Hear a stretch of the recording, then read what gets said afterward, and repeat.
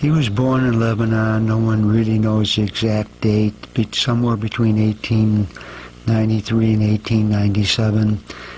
There's a date on his death certificate, probably the most correct. I forget at the moment what it is, but there's some earlier dates on some of his other records. Anyway, he grew up as a teenager in Lebanon prior to World War I. And by the time he became, say, of military age, mid-teens, the Turks began to conquer all of Asia Minor. So they conquered Armenia, Lebanon, Syria, and they were expanding their empire south. They were allied with the Germans, who were getting ready to start a war in Europe. What the Turks' tactic was to take teenage kids, men, from cities they conquered and put them in Turkish uniforms and with unloaded rifles, put them in front of the Turkish troops advancing against the next city, and then these Lebanese boys would absorb enemy fire while the Turks behind them would shoot down the defenders of the city. So it was a very brutal but effective tactic. As a result, a great many teenage boys from Lebanon fled the country. So Dad fled the country, or my dad fled the country when he was about 17, I guess. Went at first to Egypt, and then with some of his friends came to New York City. He tells me the story that when he arrived in New York City, he had a summer shirt on and a straw hat, and the first time he ever saw a really bitter cold, so he must have come in the winter, and he just about froze to death in New York City being transported about. He came to Ellis Island, and Nancy has a plaque with his name erected at Ellis Island, and I have a photograph of that plaque. I'll probably show that next. That's probably the next thing to show. And anyway, he traveled around in the United States, went to Fond du Lac, Wisconsin for a while. There's a fairly large Lebanese population all over the United States because of this exodus from Lebanon. He finally wound up in Cleveland, Ohio, with his blood aunt, who we call Aunt Anna, with his half-sister or some close relative, Adele, and her husband, Uncle Esper, and several, like 5 or 6 other lifelong friends,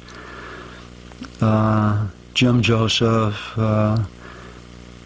gee, I forget their names now, Uncle Tom, who was my godparent, and John Acid's father, or John Salem's father, who's Betty's father-in-law. And they stayed together and played cards for a long time, and until they finally died.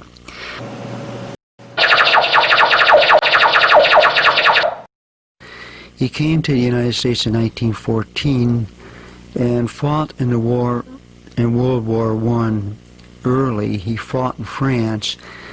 I found out from his draft records that he only was in the Army for 8 months. He went to basic training, went to France, got wounded, the war was over, and he came back. He had the tip of one of his ears shot off, so he had a flat top on one of his ears, and he had machine gun wounds in each of his legs. Fortunately, they missed the bone, but you could see the scar beside the shin bone on each leg. He was trained at Fort Niagara in New York, and I think that's one near Niagara Falls. So anyway, that's some of the early detail about Dad. He had already learned how to be a barber. In Lebanon, barbers were like shoeshine boys. They just walked around with their tools on the street and just solicit people to see if they wanted haircuts, so he knew how to cut hair. When he came to Cleveland, he worked for Chevrolet company, I think, or Fisher Body plant, doing something with painting cars or something like that. And he really didn't like working for someone else. People were sort of picking on him because he was Arab. And I think he really wanted to be more independent. So he quit that job and started a barber shop. I think he worked with someone else to begin with and finally became the owner of his own barber shop. He never had any training in the United States to be a barber. He just had learned it in the old country. But he became a good barber, and he remained a barber all his life.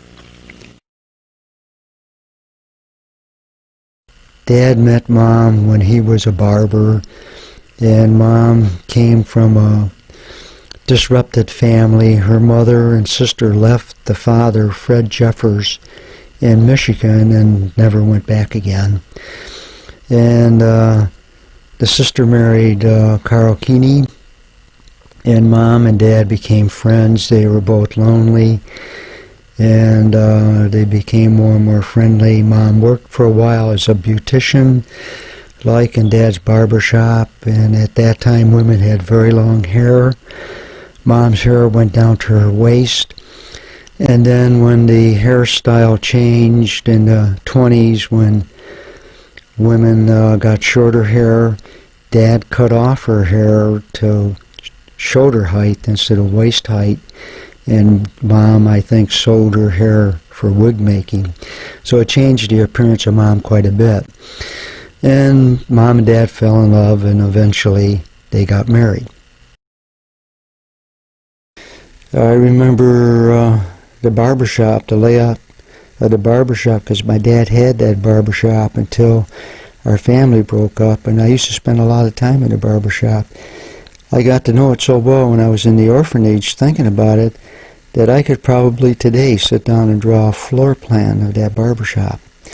One time I was foolish enough to stick my finger into an empty light socket, and the electrical jolt threw me down on the floor, so I'm lucky I didn't get electrocuted. So I'm looking for 12547 where Dad's barbershop was, and you can see it's all gone. All the buildings are gone here. So his barbershop was along here, but this is all down. This is the house I was born in. It's on Arcade Avenue. The address is 16124.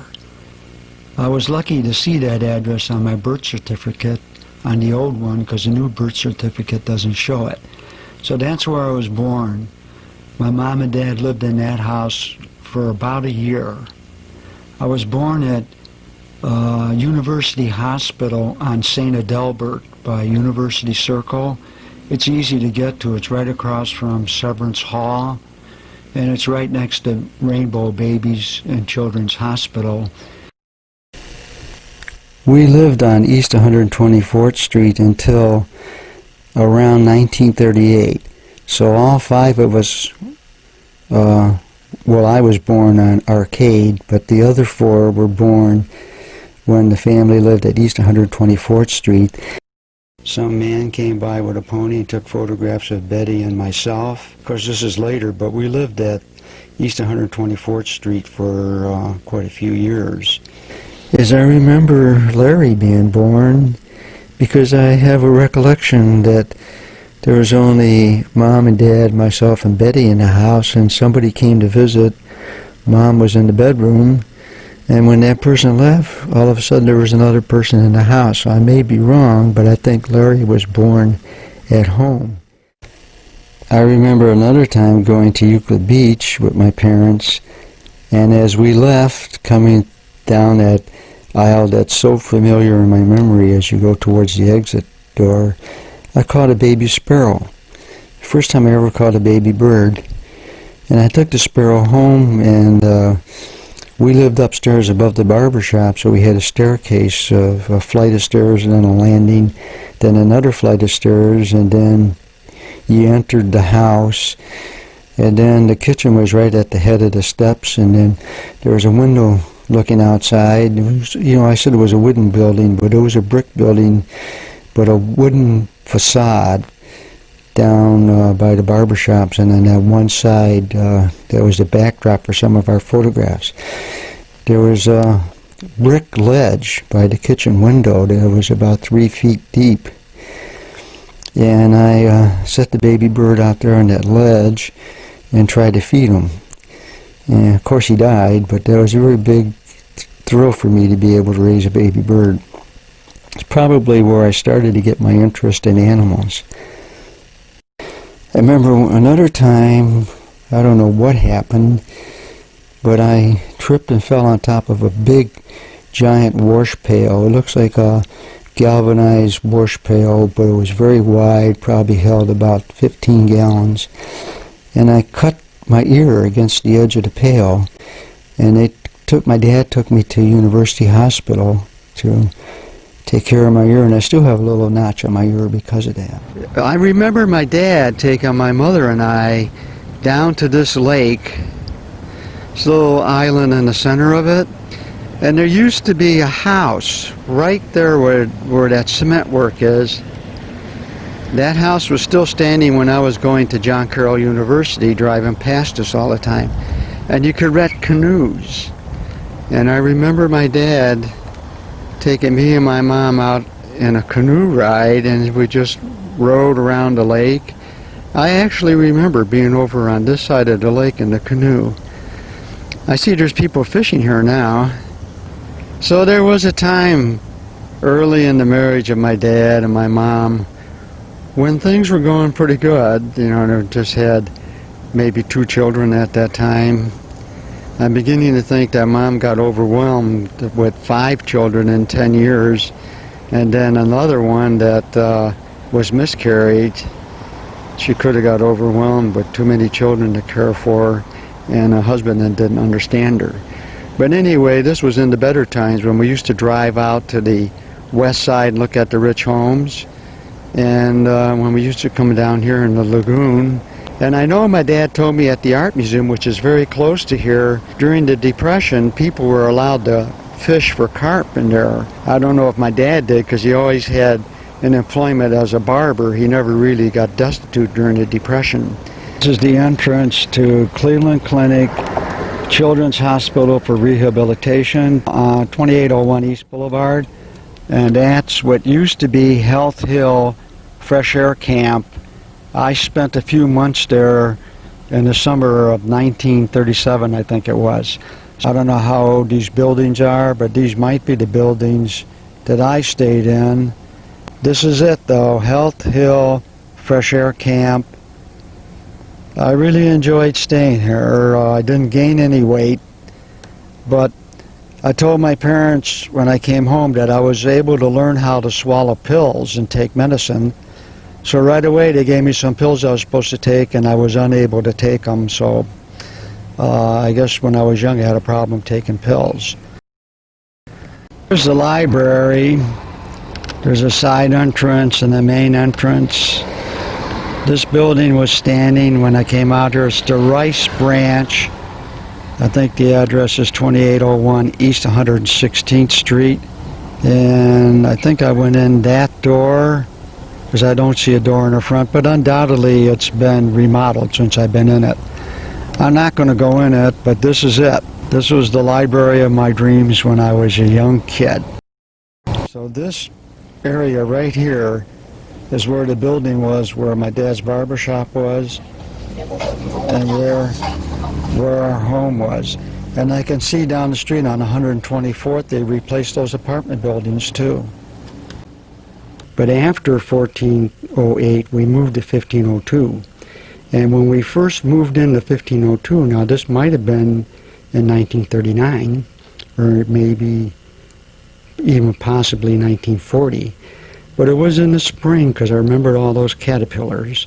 I don't think we lived long at 1502 Lakeview, but probably through mild weather where I pulled Larry on a wagon, and snowy weather where I pulled him on a sled, because I think I remember pulling him on both the wagon and the sled around the block.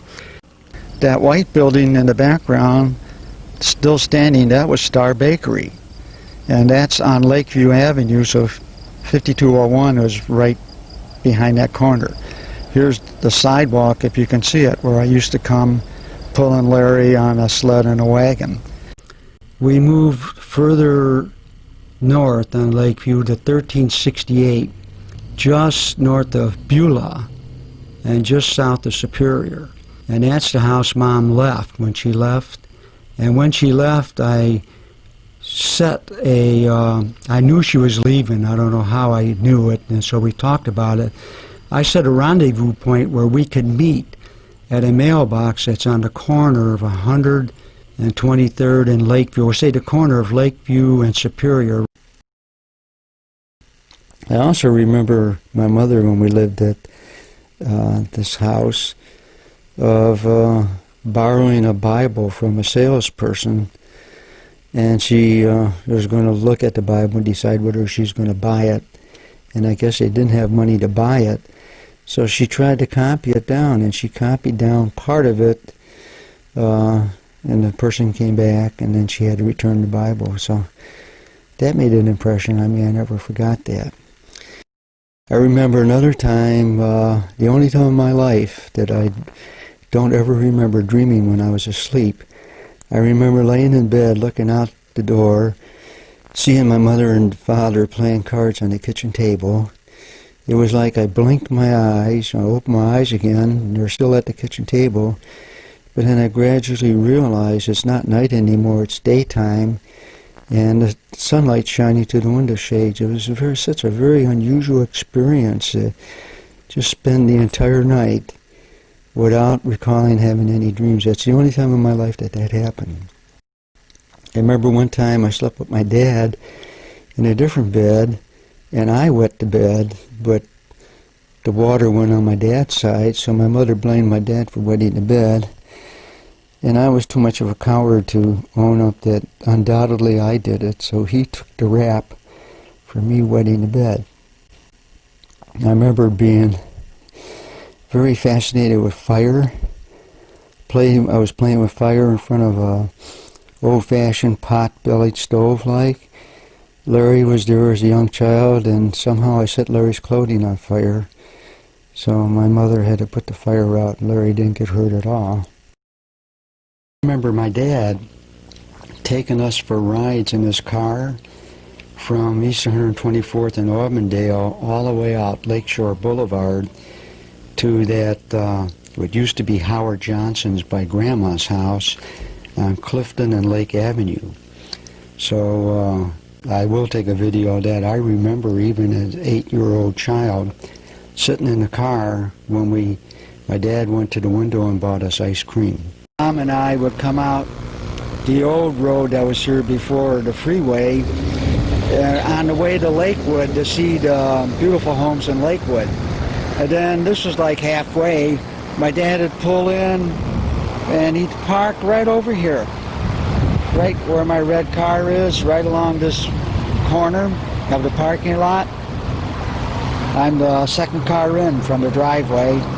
And right in that corner of the building there somewhere, I'll zoom in on it, and I don't see it, but I think it's probably where that door was. There was a little serving window where you just go up to the window and you could buy ice cream. He'd buy ice cream for us and bring it back to the car, and then we'd continue on to Lakewood, down Lake Avenue and Clifton. And my mother and my father would just look at the elegant homes there. And I suppose they probably had their own dreams about what kind of beautiful house they could buy. It's coincidental, though, because I lived on the east side, way out on East 124th Street, and here we are very close to Grandma's house that you guys know by West 85th Street. This is actually maybe around West 100th Street.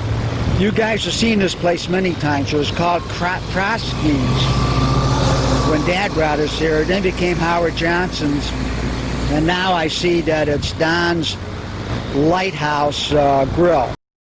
Door that went underneath the porch. I made a fort in there, and I used Excelsior, which was shredded wood that was used as packing when Dad bought a new wash machine for Mom. I took all the Excelsior and lined my existing fort with Excelsior so I wouldn't have to sit on the ground.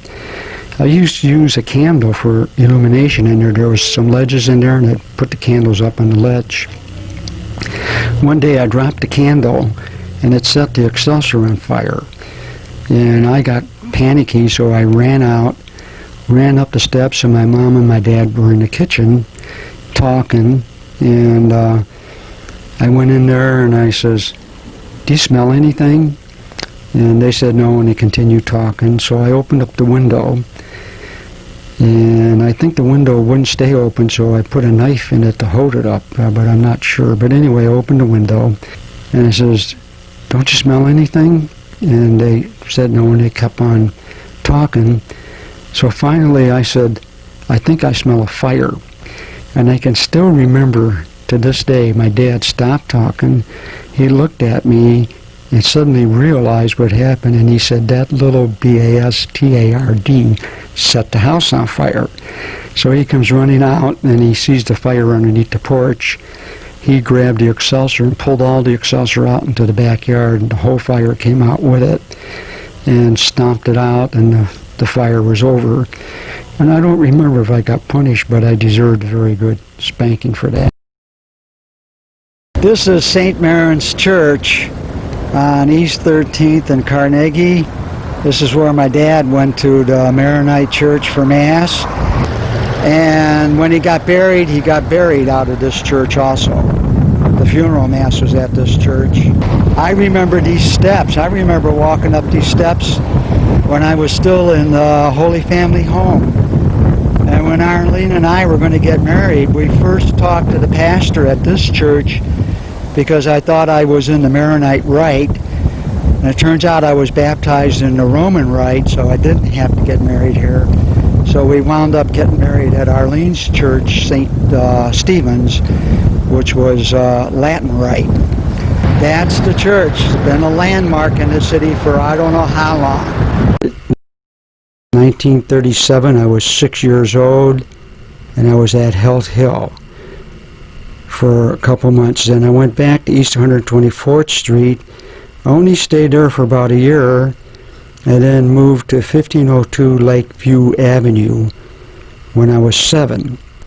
And then about a year later, we moved to 1368 Lakeview and stayed there until my mom left for April 1st, 1941. And it was about 3 weeks later that we were put into the orphanages. When Mom left, Dad, I guess, really thought she ran off with someone else, and he got very despondent about it. And after we were in the orphanage, so it got to be June or July, he went to a bar in a building I think is still standing where they had the Glenville shootout. I'm going to try to photograph that building. He had a Lebanese friend that owned the bar, and he told the Lebanese friend when he catches the person that ran off with his wife, he's going to shoot him. And he pulled out a pistol. Dad was a gun collector, so he had quite a few, not quite a few, but he had some pistols, and he was really interested in guns. He pulled out this pistol, and his friend thought Dad is going to get himself into big trouble, so he called the police. The police arrested Dad, and when Dad was examined, psychiatrists, I guess, decided Dad is mentally despondent and sent him to State Hospital, which is on State Road, or Turney Road, I guess Turney Road, State Hospital on Turney Road, for mentally ill people. And Dad stayed there the summer of 41. I don't know how many months. I'm going to guess between 3 months and 6 months. He stayed there and then was released from there. I think what happened is he sold the shop, that barber shop was on East 124th in Auburndale, and opened up a new shop in Lakewood rather, on Madison Avenue. I think that shop's still standing, and I'm going to take a video of that shop later on. Here's the location of Cleveland Juvenile Detention Home. It's on 2209 Central Avenue. It's right across from St. Vincent's Hospital, and it's right along the shore, the I-90 freeway that goes through downtown Cleveland. It's very visible from the freeway. This side of the building was the main entrance when I went to it in 1941. It's a rectangular building. and inside is that courtyard I was talking about. I had a very unhappy experience, many unhappy experiences here, but one was when some kids started beating up on Larry, and Larry told him that he was going to tell his big brother on them. So the bigger boys laughed about it and said, well, we'll get your big brother too. So when I realized they were looking for me, I hid underneath the bed in the dormitory, and nobody could find me. And then I heard a big ruckus in the day room where the kids play, and I finally realized it's my two brothers crying. They were being beaten up. So I came out from under the bed and went to the playroom to see if I could do something to help. And as I walked towards the playroom, here's a man in charge sitting by the desk right outside the door of the playroom, reading the newspaper, totally unconcerned. And I walked in the playroom, and a bunch of kids were beating up Larry, and a bunch of kids were beating up Lenny, and Lenny was trying to climb up one of these windows, trying to climb up, pulling on the window shades, trying to climb out of reach. I got so angry I took off my belt and wrapped it around my fist and started swinging the buckle. And I hit one kid in the finger and put a hole in his finger with my buckle. Then of course I got overpowered, and all three of us got beaten up. And the guy who was in charge never moved from the desk. They just let us get beat up until the kids were tired of beating us up, and that was it. So those are some of my bitter memories of this place. I don't have any good memories of this place. It was set up for delinquents, but there's very poor supervision here. And as I look back on it now as an old man, the imbeciles that ran this place didn't know anything about how to hold families together and how to encourage kids to make the best of a bad situation.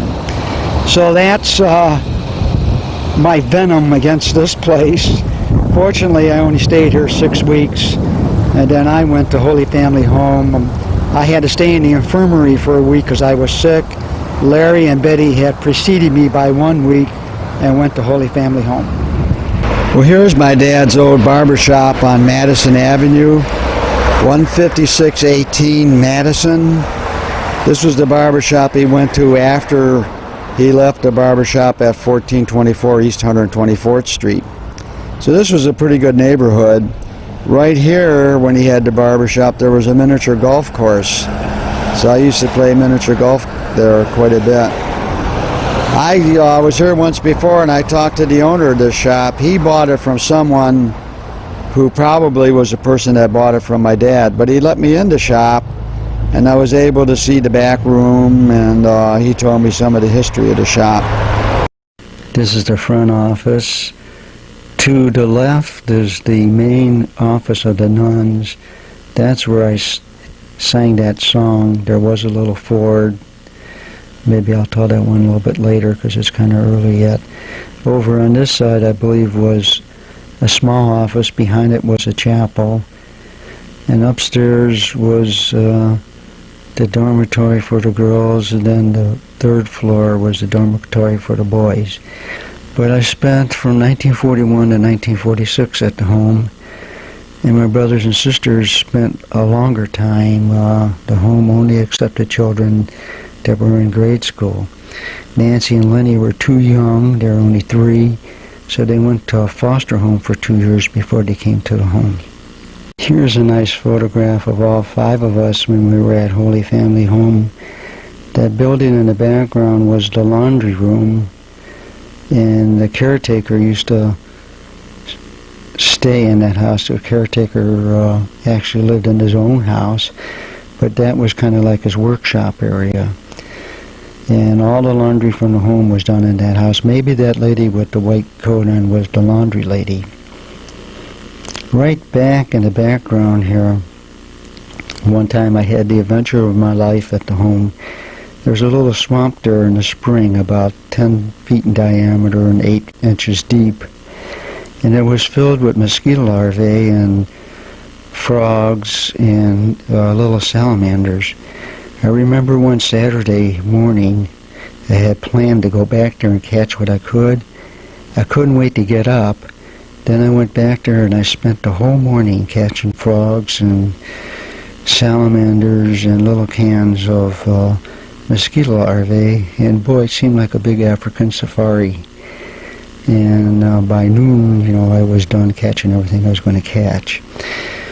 I also caught a nest full of baby goldfinches, and then I caught the mother by putting the goldfinches inside a bird cage and shutting the door with a string when the mother went in. They all died on me because they wouldn't eat in captivity.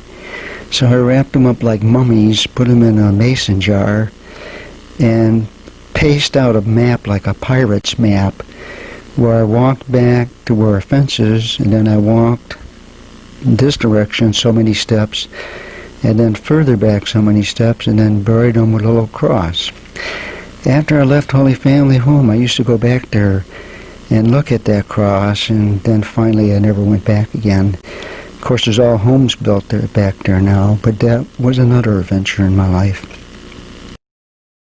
Well, I'm standing on Rocky River Avenue across from where Holy Family Home used to be. That tree was undoubtedly here when I was here as an orphan. This place is not a cancer home anymore. It's the City Mission Laura's Home for Women and Children. Address 18120 Puritas, so that's the same address the orphanage had. This was the main driveway that went into the home, but the home was nowhere near this big. And on this side was Puritas Elementary School, which is completely gone. The orphanage used to belong to a rich family, and they had an orchard back here with a bunch of apple trees and quince trees.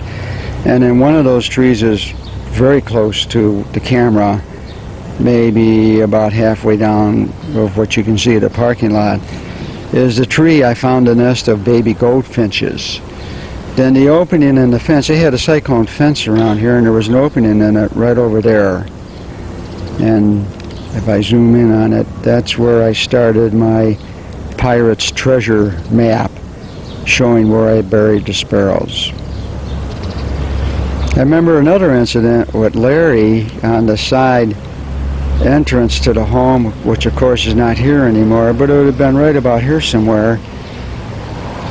Being a stupid little kid, I asked Larry to sit down on the porch, and I stuck a match in one of the eyelets in his shoe with the head in the shoe, and I lit the end of the match, and we both waited until the match ignited, and it burned his foot. I was dumb enough to think it was funny, but it didn't injure Larry, but it sure hurt.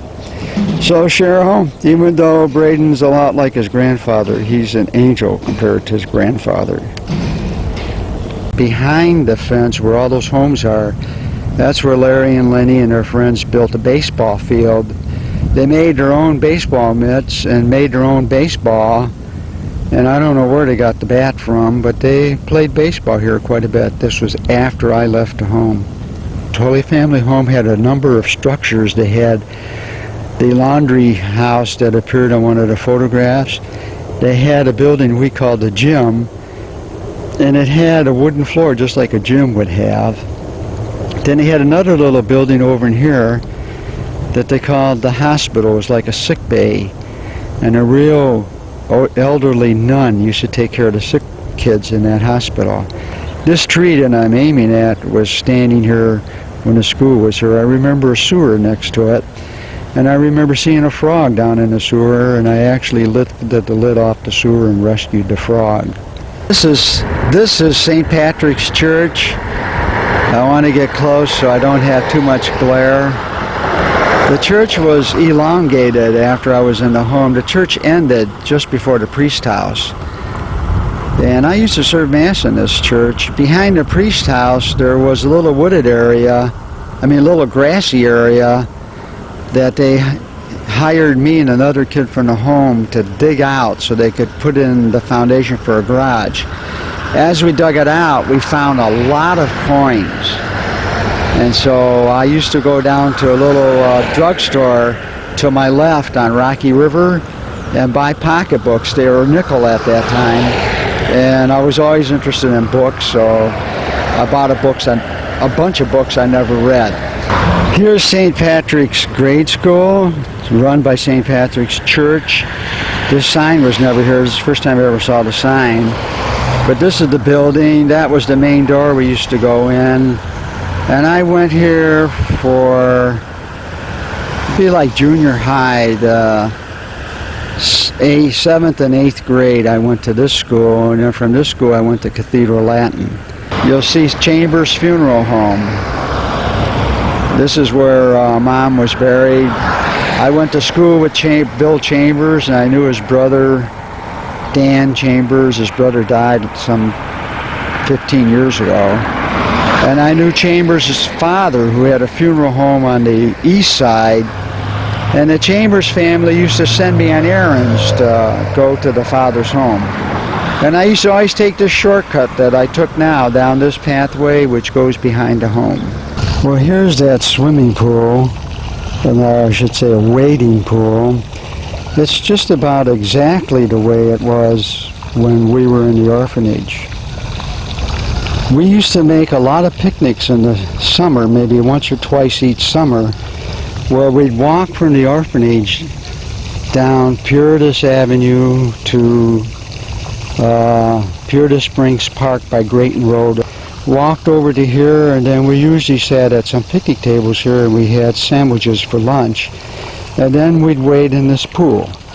I remember many times walking on my hands into that pool, and at 10 years old I'd be up to my neck by the center where that fountain was, and it's much shallower, of course, towards the edge. And then if I got cold, I would lay on the concrete edge here and warm up and then go back in. So I have a lot of memories about this pool. Well, here's my first communion photograph, and it shows that it was taken at Uncle Carl's home on Mitchell. So I'm going to find Mitchell. It's very close to Attica, where I showed you on the map. I'll probably find it when I drive out there. There's Betty's first communion picture taken a year later in the same room. They had a real nice sunroom in that house. And then here's me in front of the house, next probably to Uncle Carl's car or my dad's car. And I'm aimed towards Aunt Helen and Uncle Carl's house. The address is 14602 Mitchell Avenue. It's right on the corner of another street, so I remember it being a corner lot. So this is the house.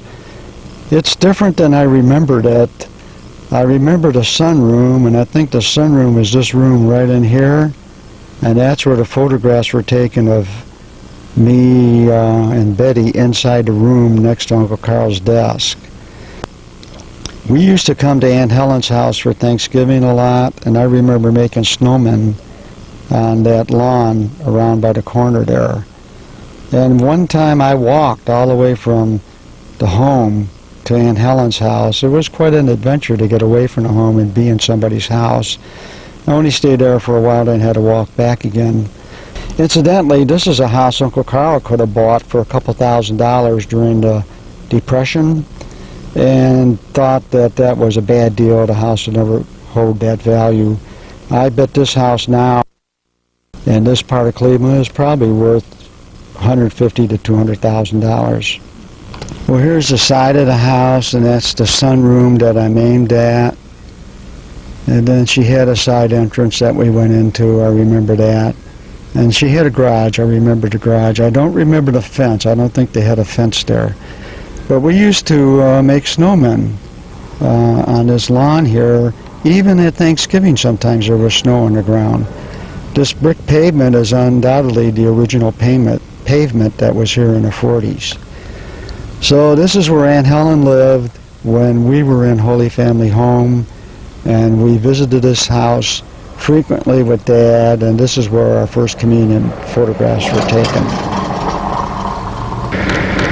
This is 8301 Detroit. This is what used to be St. Anthony's Home for Boys. If I zoom in here, you can see the address. Everything is different on this building. The whole front has been rebuilt, and it was converted for a while into an alcoholic's home. Now it is Bridgeway, whatever that is. It's like, I suppose it's some kind of institution for people who have problems. The roof is the original roof. This wing probably is the original wing. I remember a bunch of ivy vines covering the entire side of the house, and I used to shoot sparrows with my slingshot from those vines. This might be a new addition onto the front of the house. And the other side of the house, we had a real nice porch over there and a roof over it, and somebody flooded the shower up above it, and they rebuilt that porch. My dad's house on West 81st Street is right behind this wing, so this is 83rd. The very next building to the home is a terrace, and 1424 West 81st Street is in that terrace. Grandma Peter's house is behind me on West 85th Street, so you kids know this neighborhood very well. Here's the side of the home, and this is pretty much the way it was. That's the side door. That's the kind of construction there was on the side of the building.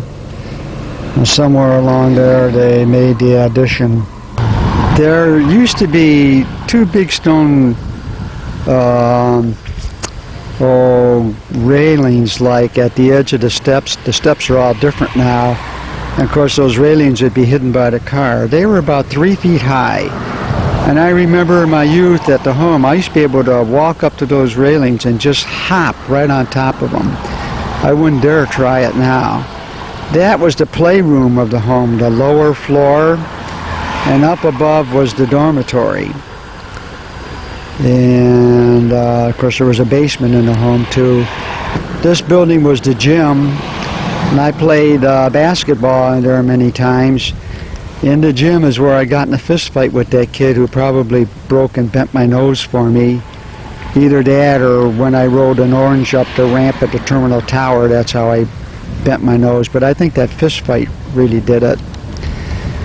Back in here in the grass, we had a baseball diamond and a football field, and I used to play baseball occasionally. I was a pretty good pitcher because I could throw the ball pretty well, and I was always pitcher with the kids when the kids played baseball after I got married. And I used to play football a little too, touch tackle, and I was the quarterback, not because I was any good at calling plays, but I could throw the ball pretty good, and I usually threw the ball to the guy to catch it. There's a very funny or very interesting story about a tough guy that came to the home. He came from one of the East Side gangs. He was only 15 years old, pleasant-looking guy, a chubby stomach, kind of fat-looking. You would never think he was tough, but he wound up beating up everybody in the home except two guys. Betty met him once at a high school dance and thought he was very pleasant. He and I met him when I came home from the barber shop, and he and I started talking alone. And because we both came from the East Side, we became friends, so he never bothered me. But he beat up Ray Harris, and he beat up a kid named Billy Abraham, who was 100% muscle, 18 years old, very tough guy. And this Howie Michaels was the kind of guy that you couldn't hurt him hitting him in the stomach. He had all muscle in the stomach, even though it was fat. So he never protected his stomach, and every time Abraham would punch him in the stomach, he'd punch Abraham in the head. Finally, Abraham quit fighting. And so that was the talk of the home. There's only two guys Michaels didn't want to fight with. One was Creighton Tomick, who was just too strong, and Michaels knew it. And the other one was Max Moore, who was very strong, but had a really hot temper. So Michaels always said if he started to fight with Max Moore, he'd have to kill him because Max Moore had never stopped fighting. Those are the only two guys Michaels didn't cower or beat up in a fight. Here's the building showing the barber shop on 52nd and Lorraine. My dad had the shop on the left-hand side of the building. The shop on the right-hand side was abandoned and was used as storage area for chicken coops for Schulte Poultry Company. Schulte used to slaughter chickens and the building to the right on the photograph. That whole building where the barber shop is was filled with roaches, great big roaches over an inch long, plus small ones. We used to shoot them with BB guns, there were so many. Here's a photograph of my dad. This is my dad standing in front of the barber shop. He always bought old cars. I don't know if that's his car out in front, but this was on 52nd and Lorraine. Another photograph of my dad that is undoubtedly in front of the barber shop on 52nd and Lorraine. It even shows that other empty store. That empty store had a sign painted in the window that said hamburgers 5 cents. So even in 1950 we knew that had to be very old, because hamburgers cost more than 5 cents in 1950. You can see by that lamppost that that's the same lamppost that's in this photograph. So I think all three of these photographs were taken at the same time. Here's another photograph taken in front of the barber shop on 52nd and Lorraine. We're standing on Lorraine about where my dad was in the previous photographs. Betty obviously took this photograph. Here's another one facing in the other direction with Larry, Nancy, and Lenny, and that shows the barber pole in my dad's barber shop. The building behind was owned by a good friend of his that had a restaurant. Here's another one of me and Larry standing in front of the barber shop. My dad had the barber shop from about the time I started high school in 1950 until he retired in about 1962. Well, this is 5201 Lorraine Avenue. This is the building Dad's barber shop was in. I told you a new owner bought the building and renovated it, and he opened up the barber shop. There was a division between the barber shop and that closed down hamburger place. The door on the left was the door into the barber shop, and this was the barber shop. And the door on the right went to the old restaurant. Now both doors go inside the antique store. This part of Lorraine has been restored as a historic site of some sort. They've actually landscaped the sidewalks and they have it looking pretty nice, and they have a bunch of antique stores on it. Let's see if we see the address. Those are probably the original doors. This was the barber shop and this was the restaurant. Let's see if I can zoom in on the address. 5201. Well, here's another view of the barber shop. This boy, I remember these windows very well. I used to wash these windows after school. The photographs we took, I'm across the street now, so I'm further away than we were in the camera, but right about where that lady's walking into the store, that's where we were standing, and I was probably, whoever took the picture was standing right at the edge of that brick column, and then took the photographs. The lamppost is gone. That old-fashioned lamppost is gone, but here's the building that was across the street, and it's still there. The building with the chimneys on it, that's the same building that was in the background of the photographs. I remember V. Miller's dry cleaning store very well. When I was in high school, somebody crashed into the front of the store, and the store was rebuilt. And it's still, I suppose, owned by the same people. Right next to it is a closed down store that used to be a little photography shop. And I used to buy all my photographic equipment from there, and I actually bought that movie camera I used for all the home movies I bought there. And I used to have all my pictures developed, all my movie films developed at that store. This is the side of the barber shop. There was a division wall right about here, about where that window is, behind a tree. And this was part of Schulte's storage area for chicken coops. This was Schulte's loading dock for chickens. And then they'd bring the chickens in, and in this building, Schulte would slaughter the chickens and then prepare meats. And he was a real famous poultry and meat supplier in the 50s and 60s and earlier. It later on became a fish market, and now I think it's closed. There's kind of a funny story about this, because Dad used to park right over here. He always parked right on this corner down here to try to get the sunlight out of the camera. One time he came home and he told me there was some kind of funny squeak in the car, and he asked me to go check the car out. And here there was a chicken that got inside his wheel well. So I told him it was a chicken, and he says, well, why don't you take him downstairs and kill him and we'll eat him. So dumb me, I took the chicken downstairs, hung him up in the laundry room by his feet, slit his throat.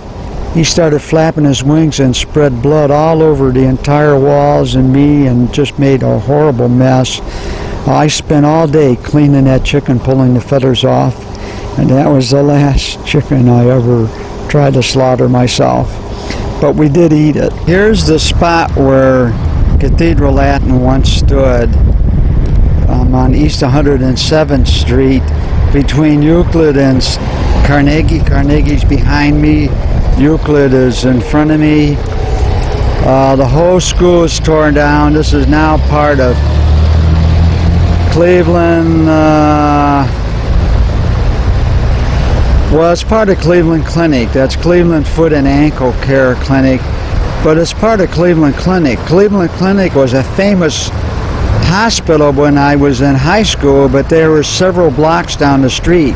They have just grown and spread, and they finally took the block where Cathedral Latin was. As a coincidence, Arlene went to summer school one year when she was in West Tech. Right across the street, here's the front steps to John Hay High School. That's undoubtedly where she entered the school. This is the high school here. And this is also owned by Cleveland Clinic. So here's a sign, John Hay High School, Cleveland Clinic Foundation, and then some notice about the classes that meet here. So this is where Mom and I, when we did not know each other, we both wound up in schools across the street from each other. While I was at St. Anthony's Home, and when I was going to Cathedral Latin, I had my third job as a carry-out boy and packer of food bags at Fisher Foods, which was on Lorraine Avenue and about West 110th Street. But that building's tore down. There used to be a big Sears Roebuck company there, and Fisher's was part of that big building complex. You can see where Route 90 is, Berea Road, Madison Avenue, 10 is Lorraine Avenue, and this is West Boulevard, this street here. So this is where Fisher Foods was. Well, I'm looking at the intersection of Lorraine right in front of me where that truck went, and 110th Street, about where that man is. That telephone post is 110th and Lorraine. And if we look down here, this is where Sears was, and Fisher Food Company, and a couple other stores are built in here. It's all tore down, and it's all a new little shopping complex.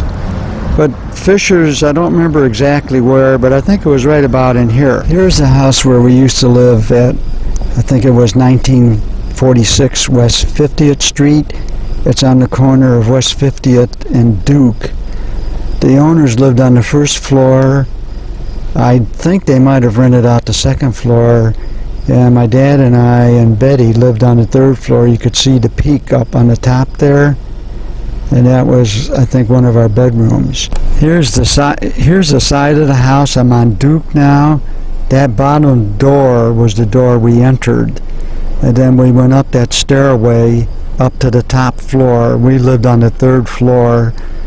And I think that window on the rear was one of the windows to our section.